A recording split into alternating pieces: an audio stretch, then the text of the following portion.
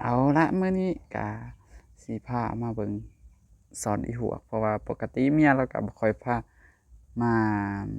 หากินหาหยัง What? แต่ว่ามื้อนี้ก็จักฝนสิตกจักฟ้าแดดสิออกก็บ่จักเพิ่นพามาหาอยู่หากิน เอากูทำมึงทำกูคนว่า นั่นเพิ่นสารภาพแล้วว่าบ่เคยน้องตาลบ้านเฮาเป็นตาได้อยู่บ่แม่นเป็นภาพฮะบ่คือฮะ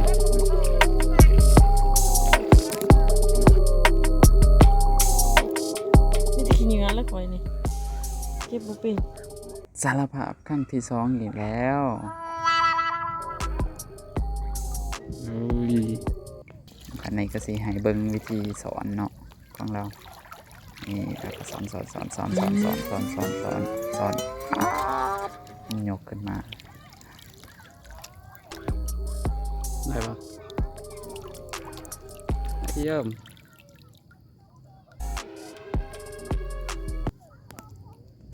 เอาไปเลยบนเขาบนทันไป อืม มันจังสิได้หอยมาตักเลยมันไม่ได้ที่ เอาสำนีก่อน เดี๋ยวสิบ่มีบ่ได้กิน มาสรุปผลงานกัน นี่แหละ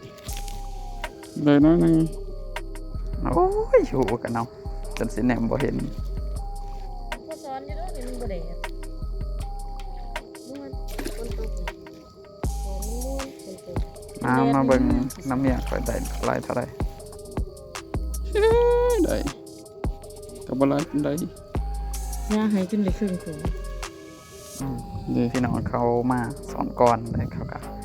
ได้หลายกว่าได้ซ้ำนี้ ก็เลยจำไม่ได้ กันได้ซ้ำนี้ ย่าหายจนได้ โอ้ยเมื่ออะไรบัดนี้มาก่อนทางนี้เด้อเมื่อสวนยางเขาปูเลยสนใจพี่เลย คนตื่น ตื่นแล้วนี่ก็ตื่นแล้วบ่มื่นตานี่เด็กๆเขาเจะก็กำลังลุกแต่นอนเพราะว่านอนเพียงปกติ